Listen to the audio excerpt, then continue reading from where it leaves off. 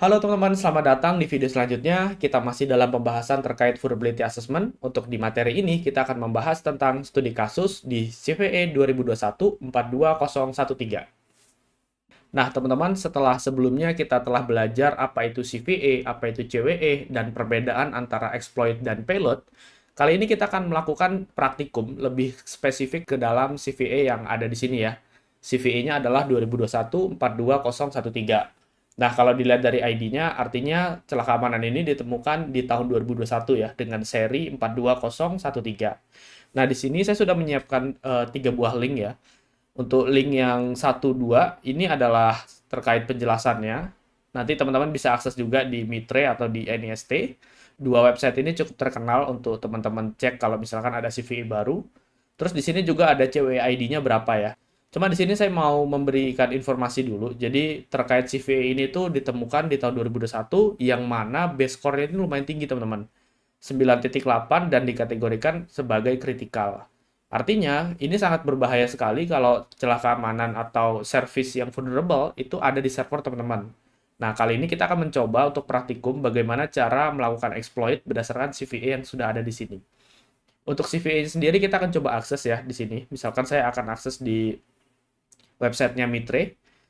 Oke, nah jadi untuk deskripsinya ya, mungkin kita bisa fokus ke bagian deskripsi. Jadi itu ini celah keamanan yang ditemukan setelah melakukan fixing di CVE yang sebelumnya. 41773 di tahun 2021 juga. Nah, ini tuh terdampak di Apache HTTP server 2450. Nanti teman-teman bisa baca sendiri bla bla bla secara teknikalnya seperti apa.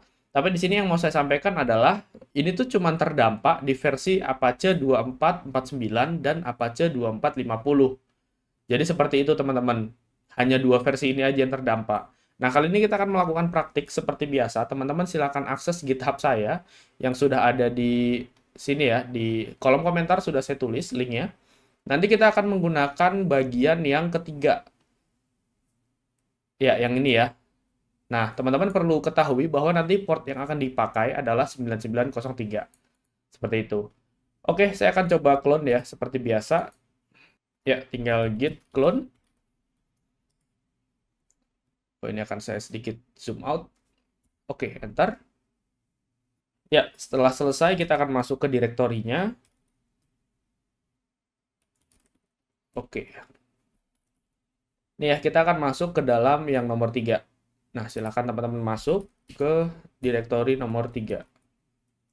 Oke, ini mungkin akan saya zoom out lagi biar kelihatan ya. Nah, kalau dilihat di sini akan ada beberapa file seperti biasa kalau teman-teman mau akses atau menjalankan aplikasinya, teman-teman bisa akses ke bagian how to run ini ya. Bisa dilihat caranya seperti apa. Kita tinggal menjalankan menggunakan Docker Compose app pimin build seperti ini. Kita akan copy, coba kita jalankan ya. Oke. Biarkan proses instalasinya berjalan, teman-teman. Nanti kalau kalian sudah melihat tulisan kayak begini ya, warnanya kalau di tempat saya biru dan putih, ini artinya sudah selesai di install dan kita bisa langsung akses. Nah, untuk website sendiri sesuaikan dengan IP localhost kalian ya, atau IP di sistem Linux kalian. Punya saya di sini adalah 33.33.33.33. Portnya seperti yang tadi sudah saya bilang, 9903. Teman-teman silahkan akses, nanti harusnya akan menampilkan halaman website seperti ini ya. Oke, saya akan kembali dulu ke slide, nanti baru setelah dari slide kita akan melakukan praktik secara menyeluruh. Nah, nanti teman-teman, ketika kita sudah menjalankan aplikasi websitenya, kita akan melihat secara detail informasi apa sih yang bisa kita dapat di dalam website ini. Dalam hal ini, contohnya adalah kita mendapatkan informasi pada respon header-nya bahwa web server yang digunakan adalah Apache versi 2449 yang berjalan di sistem operasi Linux. Seperti yang tadi sudah saya sampaikan ya. Jadi untuk CVE yang akan kita lakukan praktik ini adalah celah keamanan yang ada di web server Apache versi 2449 atau 2450 seperti itu. Singkat cerita, kita menemukan informasi terkait versi web servernya. Setelah itu, kita akan mencari, teman-teman, untuk vulnerability yang ada di Apache 2449. Nah, jadi di sini ceritanya kita belum tahu nih, ini CVE berapa gitu ya. Jadi, kita akan sedikit mengulangi untuk pencarian informasi terkait vulnerability apa yang ada di dalam versi Apache yang ini ya. Lalu singkat cerita, di sini kita sudah mengetahui kalau ternyata vulnerability yang ada di versi Apache tersebut adalah CVE 2021-42013. Nah, jadi di sini saya melakukan searching ya, kayak untuk mencari exploit-nya sendiri kita bisa menggunakan ya keyword seperti ini, misalkan manual exploit seperti itu. Nanti kita bisa mencari informasi apa sih yang bisa kita gunakan untuk melakukan exploit. Karena biasanya untuk setiap CVE yang sudah rilis itu kadang ada exploit-nya, kadang enggak. Nah, kalau yang ini kebetulan itu ada exploit-nya teman-teman. Jadi ya kita bisa menggunakan exploit yang sudah di-share oleh teman-teman kita di internet. Seperti itu. Nanti singkat cerita, kita sudah mengetahui cara exploitnya seperti apa. Nah, maka kita akan menggunakan cara yang memang sudah dianjurkan ya untuk melakukan eksploitasi seperti apa. Dalam hal ini saya melakukan sebuah remote code execution atau RCE, yang mana saya memerintahkan untuk payload yang saya kirim itu melakukan membaca file yang ada di dalam /etc psswd menggunakan bin/sh seperti ini. Nah, nanti kita akan membahas ya dari sini mana exploit-nya, mana payload-nya. Oke, baik teman-teman, silahkan kita akses kembali ya untuk website yang sudah kita install tadi. Jadi kita akan mengikuti terkait proses dari awal kita mendapatkan informasi tentang web server kita untuk versinya berapa, lalu kita mencari exploit-nya dan kita akan melakukan eksploitasinya. Oke, kita akan coba akses dulu. Baik, seperti ini websitenya. Jadi kita tinggal cari tahu ya informasi apapun itu, information gathering yang sebelumnya sudah kita bahas ya. Jadi teman-teman bisa menggunakan cara yang berbagai macam di sini. Tapi untuk salah satu caranya di sini saya memberitahu ke teman-teman kalau kita bisa menggunakan salah satu fitur yang ada di browser kita, yaitu adalah developer tools. Kalau di Firefox itu teman-teman bisa dengan mudah klik inspect ya di sini. Terus nanti di bagian network. Nah, nanti silahkan di-reload aja, maka websitenya akan melakukan reload dan dia akan melakukan pembacaan terkait setiap request yang dikirimkan dari komputer kita ke internet, lalu responnya seperti apa. Nah, di sini sudah saya dapatkan, dan singkat cerita saya melihat untuk yang bagian file slash seperti ini ya. Karena kan di sini saya slash juga, artinya path yang saya kunjungi itu memang hanya sekedar slash aja. Nah, nanti di sini juga menampilkan hal yang sama. Seperti yang di screenshot tadi ya, jadi di sini kita bisa ngelihat untuk bagian respon header dan request headernya seperti apa. Dan metode yang digunakan itu apa. Kita bisa lihat untuk bagian request seperti ini, dan untuk bagian respon kira-kira seperti ini. Yang mana menampilkan informasi kalau web server yang digunakan adalah Apache versi 2449. Seperti itu. Nah, kita bisa menggunakan keyword ini untuk melakukan pencarian di Google, teman-teman. Jadi seperti tadi ya, Google, misalkan kita cari manual exploit seperti ini. Ya, mungkin garis miringnya saya hapus saja. Enter. Nah, nanti di sini akan banyak sekali pembahasannya. Jadi teman-teman silahkan baca salah satu atau mau dibaca semua ya silahkan. Nah, kita akan coba membaca salah satu artikel. Kalau di sini sih saya akan baca di website yang dari sini ya. Qual Security Blog seperti ini. Nah, biasanya tuh banyak orang yang akan membahas terkait sebuah CVE, teman-teman. Mulai dari technical-nya atau summary-nya seperti apa. Nah, di sini untuk di website yang ini itu penjelasannya technical ya. Jadi teman-teman bisa mempelajarinya. Mungkin saya tidak akan membahas secara detail terkait apa sih yang dilakukan dari celah keamanan ini. Cuma di sini poin pentingnya adalah dia itu ngasih tahu kalau cara exploitnya seperti apa. Seperti ini ya, bahkan ada analisanya. Kita bisa melakukan path traversal atau remote code execution.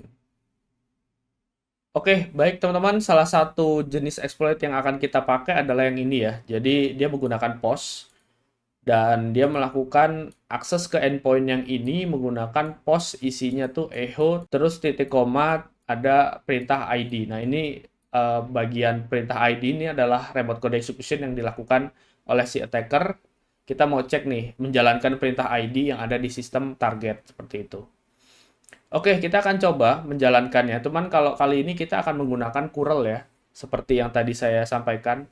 Jadi akan lebih mempermudah kita dalam melakukan eksploitasi.